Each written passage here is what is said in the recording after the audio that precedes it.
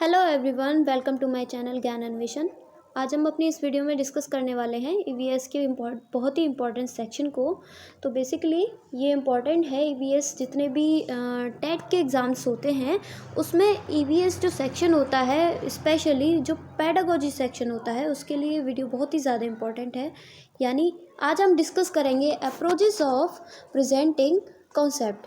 तो वीडियो शुरू करने से पहले मैं आप सभी से ये कहना चाहूँगी कि अगर आपने हमारी प्रीवियस वीडियोस नहीं देखी हैं तो प्लीज़ आप उन्हें एक बार ज़रूर देख लें, जिससे आपकी सारी थ्योरीज रिवाइज हो सके और एक जो है कॉन्सेप्ट डेवलप हो सके कि किस तरीके से एग्ज़ाम्स में क्वेश्चंस पूछे जा सकते हैं।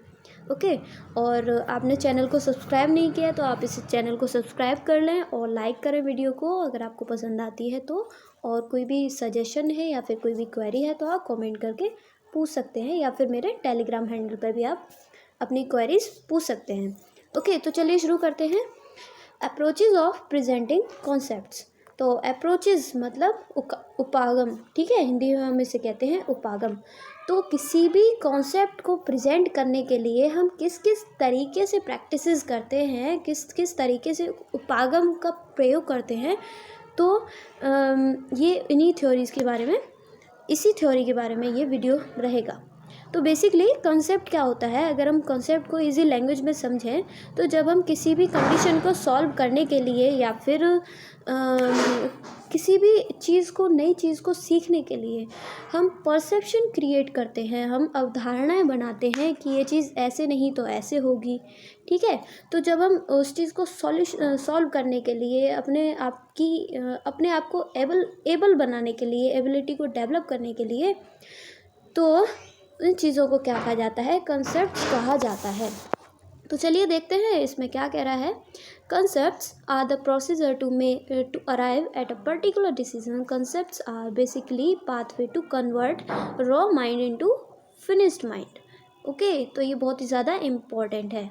मतलब ये एक पाथवे होता है जिसमें रॉ माइंड मतलब जब हम अपने आइडियाज़ लगा के कंसेप्ट्स यानी परसेप्शंस क्रिएट करके हम किसी भी कंडीशंस को सॉल्व करते हैं या फिर कोई पर्टिकुलर डिसीज़न लेते हैं, तो वो रॉ माइंड का ही तो उपज होती है। मतलब वो ऐसा नहीं होता कि पहली बार में जो कॉन्सेप्ट हमने लगाया किसी भी चीज़ में, ज़रूरी नहीं कि वो चीज़ उससे सॉल्व हो जाए, ठीक है। तो फिनिश माइंड, जब वो पर्टिकुलर कंसेप्ट वहाँ पे सक्सेस हो जाता है किसी भी डिसीज़न को लेने के लिए या फिर किसी भी अदर कंडीशन में, तो वो चीज़ वहाँ पे फिनिश हो जाती है। यानी रॉ माइंड से लेकर फिनिश माइंड की जो प्रोसेस होती है, या फिर हम कह सकते हैं पाथवे होता है, वो क्या होता है, कॉन्सेप्ट होता है। तो ये बहुत ही बड़े बड़े जो क्वेश्चंस होते हैं ना, देख के लगा देते हैं कि बड़ा वाला ऑप्शन होगा उसी को लगा दो, तो उस चीज़ को थोड़ा पढ़ लेना ज़रूरी होता है, ठीक है। कंसेप्चुअल होते हैं ये काफ़ी, जो टेट के एग्ज़ाम में बेसिकली पूछे जाते हैं। तो अब जैसे कि इसमें एक एग्जांपल दे रखा है, concepts are developed to help kids at the initial stage to learn alphabets by showing images correlation is being made A for apple by showing images of apple, b for ball, ठीक है। तो हम बच्चों को ये चीज़ बहुत ज़्यादा help करती है जब वो कंसेप्ट्स क्रिएट करके चीज़ों को सीखते हैं। अगर हम बात करें लैंग्वेज सेक्शन की, तो जैसे कि हम बच्चों को सिखाते हैं ए फॉर एप्पल। अगर आप उसे ए फॉर एप्पल सीधे लिख कर ही बता दोगे ना, तो वो नहीं सीख पाएगा, वो सीख ही नहीं पाएगा, वो कॉन्सेप्ट ही क्रिएट नहीं कर पाएगा। लेकिन जब उसके सामने कोई भी इमेज या फिर जिस ऑब्जेक्ट का वो नाम है, ठीक है, वो उसको प्रेजेंट करके हम उसे पढ़ा रहे हैं, तो वो अलग कॉन्सेप्ट क्रिएट करके वो उस चीज़ को अच्छे से सीखेगा। ओके, तो ये कुछ इस तरीके से बच्चों के लिए बहुत ज़्यादा हेल्पफुल होती है, और सभी के लिए, हर एक एज ग्रुप के लिए कॉन्सेप्ट्स क्रिएट करना एक नेचुरल प्रोसेस होती है, नेचुरल पाथवे होता है। तो अब इसमें कुछ अप्रोचेज होते हैं किसके कॉन्सेप्ट्स को प्रेजेंट करने के। तो सबसे पहला होता है सिंपल अप्रोच, जो कि बहुत ही मतलब कॉमनली यूज़ किया जाता है, ठीक है। तो देखते हैं क्या है। At the initial stage approach should be simple in order to grasp things easily via joyful moments and happily. For example, children asked to water the plant simultaneously, they will be able to learn the name of flowers and develop the message in their minds not to pluck the flowers. तो basically simple approach होती है इसमें। किसी भी तरह की equipment या फिर किसी भी चीज़ की जो है पहले से तैयारी नहीं करी जाती। अगर जो एक्सीडेंटल होती हैं चीज़ें, जैसे कि अगर हम किसी बच्चे को कहें कि तुम पौधों को पानी दे के आओ, ठीक है, तो इससे वो क्या करेगा, पौधों में पानी कैसे दिया जाता है वो चीज़ सीखेगा। और मतलब अगर हम उसे अचानक से ही बोलें कि तुम पौधों में पानी दे के आओ, तो पानी देना सीखेगा, पौधों के बारे में सीखेगा। और जैसे अगर फ्लावरिंग प्लांट्स हैं तो फ्लावर्स के बारे में सीखेगा, कलर्स के बारे में सीखेगा। मतलब वो चीज़ साइमल्टेनियसली होती जाएंगी और वो चीज़ों को सीखता जाएगा, ठीक है। तो ये क्या होती है, सिंपल अप्रोच होती है। और सबसे इम्पोर्टेंट कि वो एक अपने ब्रेन में एक मैसेज को डेवलप कर लेगा, क्या कि अगर हम फूलों को तोड़ेंगे तो क्या उसके जो है डिमेरिट्स हो सकते हैं, मतलब वो किस किस तरीके से मतलब बेनिफिशियल नहीं होगा। ओके, तो आगे चलते हैं। सेकंड होता है हमारा प्ले वे अप्रोच। तो बेसिकली ये खेल विधि है जो कि किसने दी थी, फ्रॉवेल ने। एग्ज़ाम में बहुत पूछा जाता है कि खेल विधि के प्रतिपादक कौन थे, या फिर who was the propounder of play way approach. तो उसका आंसर है हमारा हेनरी फ्रॉवेल। तो बेसिकली इसमें क्या होता है, खेल खेल में सीखना, ठीक है। तो एक लाइन में अगर हम इसे ख़त्म करें तो हम ऐसे भी कह सकते हैं, खेल खेल में सीखना। तो basically play is care free, contented, jovial, delighted and interactive activity. तो बेसिकली जब कोई भी बच्चा या फिर कोई भी बड़ा किसी भी चीज़ को खेल खेल में सीखता है तो वो उसके लिए बहुत ही ज़्यादा जॉयफुल होती है, जॉवियल होती है और सबसे ज़्यादा इंटरैक्टिव भी होती है। मतलब वो इंटरैक्ट करता है, चाहे वो अपने साथ वालों के साथ खेल रहा हो या फिर जिस चीज़ के साथ भी वो खेल रहा हो, ठीक है। इंटरेक्शन बहुत इंपॉर्टेंट होता है और केयर फ्री होना बहुत ज़्यादा ज़रूरी होता है। अगर हम उस पर बाउंडेशन लगा देंगे कि नहीं तुम्हें ये नहीं खेलना है, वो तुम्हें वो नहीं करना है, ये नहीं करना, तो वो नहीं सीखेगा, ठीक है। खेल खेल में बच्चे को सीखने में बहुत ज़्यादा हेल्प मिलती है। अब आगे है इसमें, it is the activity in which the child's all around development takes place. तो इससे जो है बच्चे का ऑल राउंड डेवलपमेंट होता है, यानी इससे बच्चे का सर्वांगीण विकास होता है। सर्वांगीण विकास कैसे, अगर वो खेलेगा, कोई भी पर्टिकुलर गेम खेल रहा है या फिर किसी भी एक्टिविटी को वो कंप्लीट कर रहा है खेल खेल में, तो उसकी अटेंटिवनेस भी होगी, यानी वो ब्रेन से वहाँ पर अटेंड होगा, यानी वो उपस्थित होगा उस जगह, तभी तो वो खेल पाएगा सही से। ओके, और सबसे बड़ी चीज़, वो फिज़िकली भी स्ट्रॉन्ग होगा, यानी वो बच्चा मेंटली और फिज़िकली दोनों स्ट्रॉन्ग होगा। और यही ज़्यादा इम्पोर्टेंट होता है किसी भी ह्यूमन बीइंग के डेवलपमेंट के लिए, या फिर हम कह सकते हैं किसी भी बच्चे के डेवलपमेंट के लिए। यानी मेंटली और फिज़िकली डेवलपमेंट हो रहा है तो उसको हम कह देंगे ऑल राउंड डेवलपमेंट, यानी सर्वांगीण विकास। अब आगे है इसमें, it is a method that follows the principle of learning by doing. तो ये बेसिकली एक प्रिंसिपल है हमारा, कौन सा, लर्निंग बाय डूइंग, ठीक है। उस पर बेस्ड है, जिस पे हमारी राष्ट्रीय शिक्षा नीति भी बेस्ड है। ओके, तो इसका कुछ एग्जांपल है, during childhood children plays kitchen set game and get familiar with the utensils, gas, stove. तो अब बच्चों को आपने देखा होगा, जैसे कि घरों में हर एक बच्चा खेलता है, चाहे वो लड़की हो चाहे लड़का, तो टॉयज़ के साथ उसे खेलना बहुत पसंद होता है, या फिर छोटे छोटे किचन सेट होते हैं उनके साथ खेलना बहुत पसंद होता है।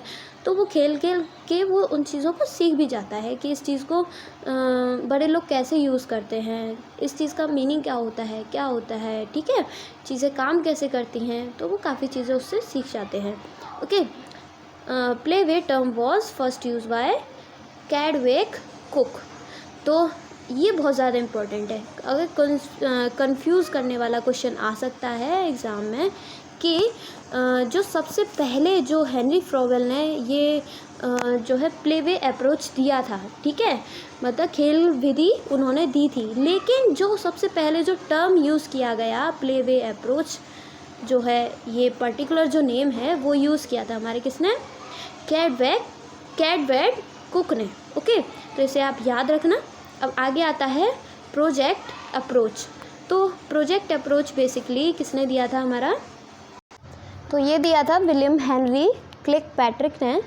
तो किल्पैट्रिक के नाम से भी ज़्यादा पूछा जाता है, विलियम हेनरी इतना लंबा तो नहीं पूछा जाता। ओके, तो अब इसमें क्या होता है, जब हम किसी बच्चे को प्रोजेक्ट देते हैं पर्टिकुलर चीज़ का कि आपको ये बनाना है या फिर पर्टिकुलर तुम्हें टास्क कंप्लीट करना है, ठीक है, तो उसमें क्या है कि वो चीज़ों को अरेंज करके जगह जगह से और वो चीज़ों को नई तरीके से डेवलप करना सीखता है, ठीक है, अगर हम उसे प्रोजेक्ट अप्रोच के थ्रू लर्निंग करवाते हैं तो। अब इसमें है project approach is a self centred method and involve detailed knowledge of particular as a child perform all activity and task with little assistance with the teacher। तो इसमें basically ये जो है सेल्फ सेंटर्ड मेथड होता है, ठीक है।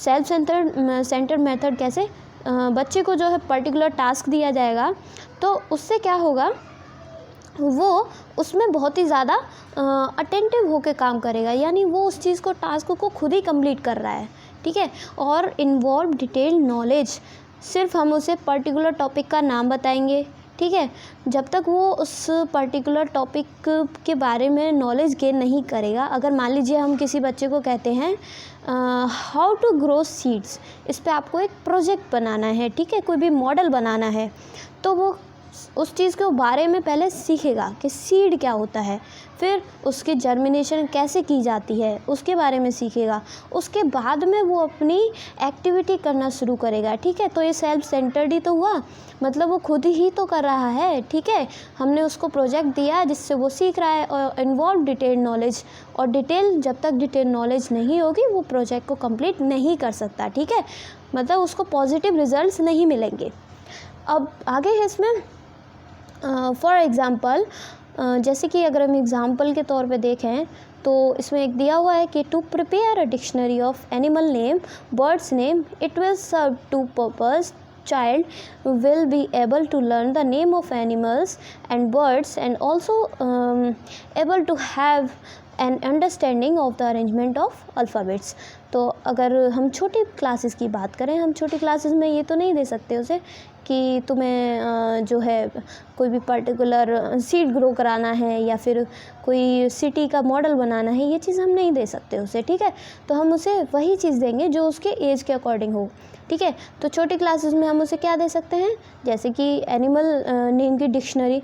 तो डिक्शनरी में बेसिकली क्या होता है वो उसके बारे में देखेगा, क्योंकि बच्चे को डिक्शनरी देखना बचपन से ही सिखाया जाता है। तो वो अल्फ़ाबेट्स को अरेंज करना सीखेगा, यानी ए जो वर्ड से स्टार्ट हो रहे हैं वो पहले आएंगे, फिर बी से, फिर सी से, मतलब जो भी सीक्वेंस है वो उसको फॉलो करने के बाद एनिमल के नेम लिखेगा। अगर हम बर्ड के नेम दे रहे हैं बर्ड के नेम लिखेगा, वॉटेवर, ठीक है, हम जो भी उसे प्रोजेक्ट प्रोवाइड कर रहे हैं। तो सबसे पहले वो क्या सीखेगा, अरेंजमेंट सीखेगा, ठीक है, और अल्फ़ाबेट्स को, सभी अल्फ़ाबेट्स को वो ईज़िली सीख जाएगा, ठीक है।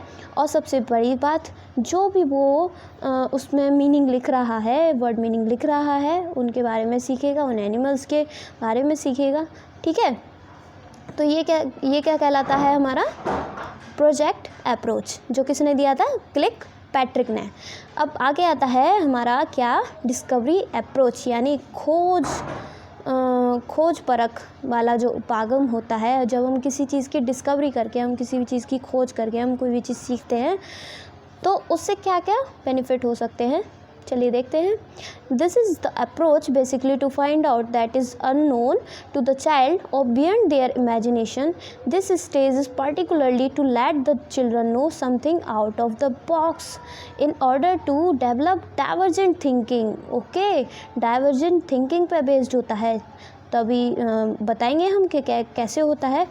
तो बेसिकली डिस्कवरी का मीनिंग क्या होता है, डिस्कवरी मतलब जो चीज़ पहले से एग्जिस्ट नहीं करती, ठीक है, या फिर किसी भी चीज़ में हम किसी चीज़ को ऐड करके हम किसी भी चीज़ को डिस्कवर कर देते हैं, तो तो या तो वो डिस्कवर होगी, डिस्कवरी कहेंगे हम उसे, या फिर हम उसे इन्वेंशन कहेंगे, ठीक है। तो मतलब कुछ भी नया, डाइवर्जेंट थिंकिंग मतलब एक ही पॉइंट ऑफ व्यू से ना सोचना, ठीक है, किसी भी चीज़ के बारे में, उसके कई पहलू होना, ठीक है। मतलब कि अगर मैं इस चीज़ को ऐसे कर दूँ तो क्या हो सकता है, ठीक है। तो जैसे उसके कुछ भी रिजल्ट्स आएंगे, पॉजिटिव रिजल्ट्स, तो वो डिस्कवरी अप्रोच के अंदर आ जाएगा, ओके। और सबसे इम्पॉर्टेंट तो यही है कि ये डाइवर्जेंट थिंकिंग पे बेस्ड होता है। For example children are asked to sprout seeds, ठीक है। तो स्प्राउट बेसिकली क्या होता है, जब किसी भी सीड को हम पानी में डालते हैं, जैसे अगर आपने चने हम भिगोते हैं, ठीक है, सुबह सभी खाते हैं चने, तो अगर हम उसे चने को पानी में भिगो देंगे तो क्या होता है, कुछ टाइम बाद उसमें से एक वाइट सा जो है पार्ट निकल के आ जाता है, ठीक है, यानी जो स्प्राउटेड सीड कहे जाते हैं वो। तो अगर हम बच्चे से पूछेंगे कि किसी भी सीड को उसे स्प्राउट करना है, तो बेसिकली वो उस चीज़ के बारे में नॉलेज गेन करेगा, फिर वो सीखेगा, फिर वो एक नई चीज़ डिस्कवर करके जो है सीड को स्प्राउट करना सीखेगा, ओके। अब आगे है हमारा क्या, ऑब्जर्वेशन अप्रोच। तो बेसिकली ऑब्जर्वेशन होता है किसी की ओर ध्यानपूर्वक देख करके नॉलेज गेन करना, तो उसके बारे में जानना, जो भी इवेंट्स होते हैं, जो भी घटनाएं होती हैं, या फिर जो भी चीज़ हमारे सामने हो रही होती है, उस चीज़ को ऑब्ज़र्व करने के बाद में जो भी चीज़ हम सीखते हैं, तो वो एक अप्रोच है किसका, कॉन्सेप्ट को प्रेजेंट करने का। तो बेसिकली इस अप्रोच में होता क्या है कि इन this approach the child is being observed under the guidance of the teacher. तो बेसिकली इसमें जो चाइल्ड है वो जो भी एक्टिविटीज़ करता है उसको ऑब्ज़र्व करता है, कौन, टीचर, ठीक है, या फिर हम कह सकते हैं टीचर की गाइडेंस में उसको ऑब्ज़र्व किया जाता है। The child is being assigned topics and things to create something creative. This approach is useful to develop innate talent among children, as some children are shy and not ready to project their hidden talent and qualities. तो basically जब हम किसी भी बच्चे को खुला छोड़ देते हैं मतलब इन द सेंस, उससे अगर हम ये कह दें कि बेटा जो तुम्हें अच्छा लगता है ना वो तुम करके दिखा दो, ठीक है, तो पता है उससे क्या होगा। अगर किसी को सिंगिंग अच्छी लगती है, जैसे हमें बहुत अच्छी लगती है, तो अगर उसे सिंगिंग अच्छी लगती है तो वो क्या है, गाना वगैरह गा के सुनाएगा, ठीक है। अगर किसी को डांसिंग बहुत अच्छी लगती है, डांसिंग करके सिखाएगा, ठीक है, मतलब वॉटएवर। या फिर किसी को आर्ट्स वाला बहुत अच्छा लगता है, या फिर किसी को केमिकल्स के साथ खेलना बहुत अच्छा लगता है, तो वो अपने अकॉर्डिंग, अपनी विल के अकॉर्डिंग वो एक्टिविटीज़ को करेंगे। तो वो जो भी कर रहे होंगे, ठीक है, उसको टीचर ऑब्ज़र्व करेगा। और ये सारी एक्टिविटीज़ किसके अंडर में होती हैं, किसी मेंटर या फिर किसी टीचर के अंडर में ये सारी एक्टिविटीज़ कराई जाती हैं, जिसमें ऑब्ज़र्व करने के बाद में ऑब्जर्वेशन के बेस्ड उस बच्चे को जो है देखा जाता है कि वो किस तरीके से चीज़ों को हैंडल कर रहा है, किस तरह से चीज़ों को सीख रहा है, ओके। अब जैसे कि अगर हम देखें, ये तो हुई स्कूल की बात, अगर हम डेली बेसिस के एक्टिविटीज़ को देखें तो बच्चे देखते हैं कि दिवाली सेलिब्रेशन, दशहरा, क्रिसमस, तो ये जितने भी ईव होते हैं, फेस्टिवल्स होते हैं, तो बच्चा उन चीज़ों को ऑब्ज़र्व करता है। बच्चा यहाँ पे खुद ऑब्ज़र्व कर रहा है, ओके। उन चीज़ों को ऑब्ज़र्व करने के बाद वो फिर पूछेगा, उसमें क्यूरियोसिटी होगी कि ये फेस्टिवल क्यों मनाया जाता है, ये चीज़ें क्यों होती हैं, तो वो उन चीज़ों से सीखेगा।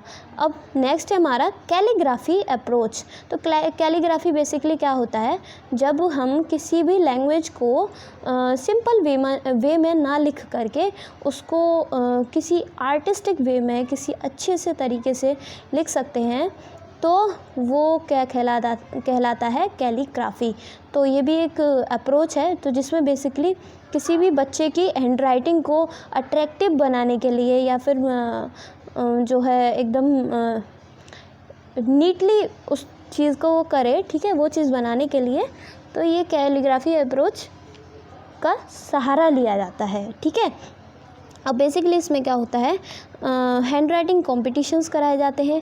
तो आपने देखा होगा जब तक किसी की हैंड राइटिंग अच्छी नहीं होती तब तक वो बंदा कितना भी होशियार हो लेकिन वो अच्छा नहीं माना जाता, क्योंकि जो एक ब्यूटी होती है, आर्ट होती है, वो बहुत ज़्यादा मैटर करती है।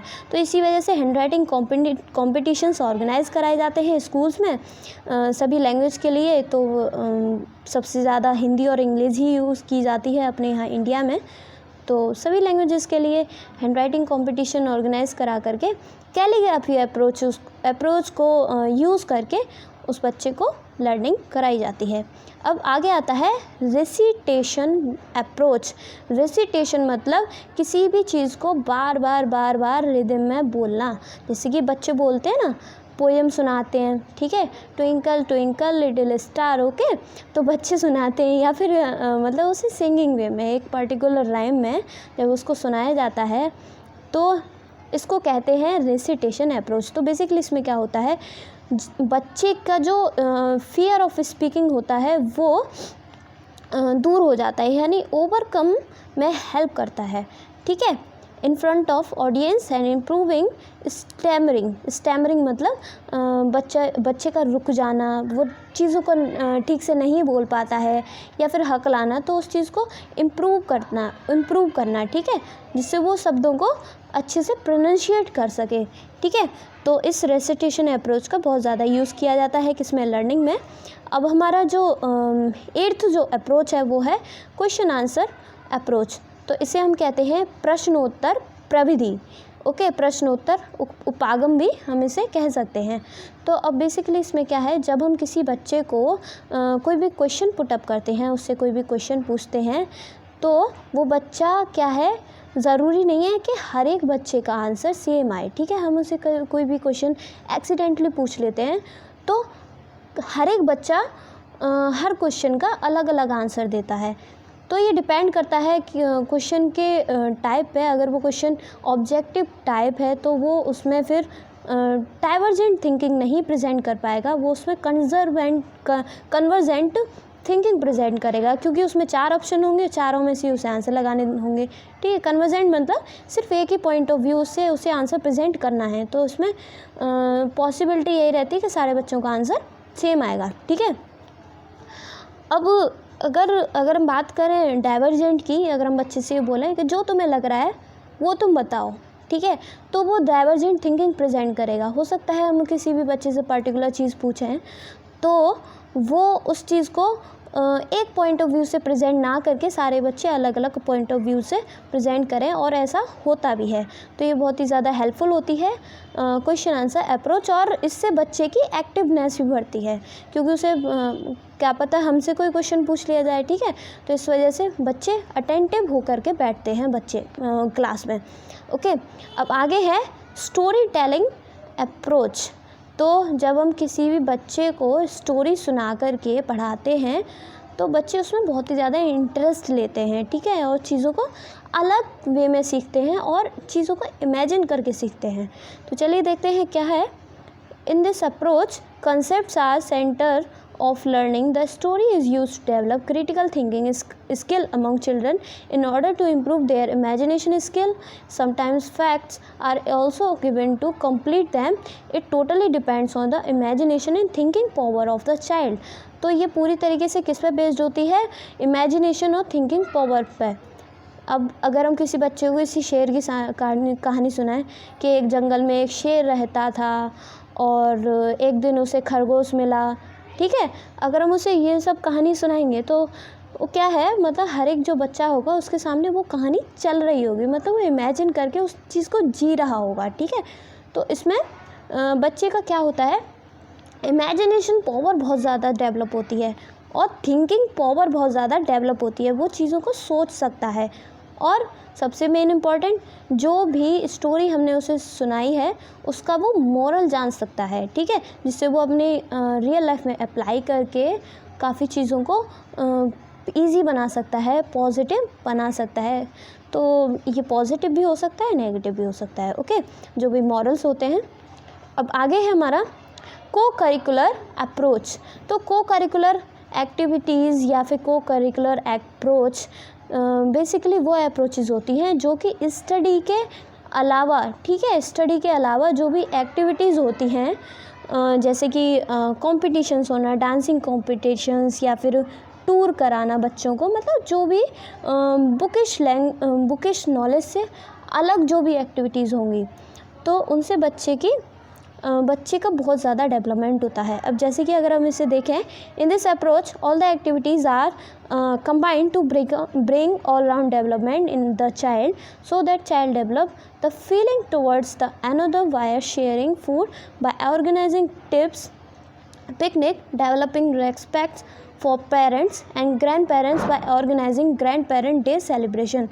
तो बेसिकली जैसे बच्चों को हम को करिकुलर अप्रोच के थ्रू हम काफ़ी चीज़ें करा सकते हैं, जैसे कि फूड को हमेशा क्या है, मिल बांट कर खाना चाहिए, ठीक है, और कुछ ट्रिप या फिर पिकनिक वगैरह ऑर्गेनाइज़ करा करके या फिर कोई टूर वगैरह ऑर्गेनाइज़ करा करके हम बच्चों को सिखा सकते हैं आसपास की चीज़ों को, कि चीज़ें क्या क्या चीज़ें होती हैं, कैसे चीज़ें काम करती हैं, ठीक है, और कुछ इवेंट्स वगैरह ऑर्गेनाइज़ करा करके हम बच्चे को सिखा सकते हैं कि पेरेंट्स का, ग्रैंड पेरेंट्स का, टीचर का कैसे रेस्पेक्ट किया जाता है, या फिर हम कह सकते हैं कोई भी पर्टिकुलर इवेंट्स वगैरह करा करके हम बच्चे को उसके जो हिडन टैलेंट होता है उसको डेवलप हम कर सकते हैं, ठीक है। Small visit to historic places to so that child come to know about India historic places is that India Gate, Red Fort, Taj Mahal and etcetera.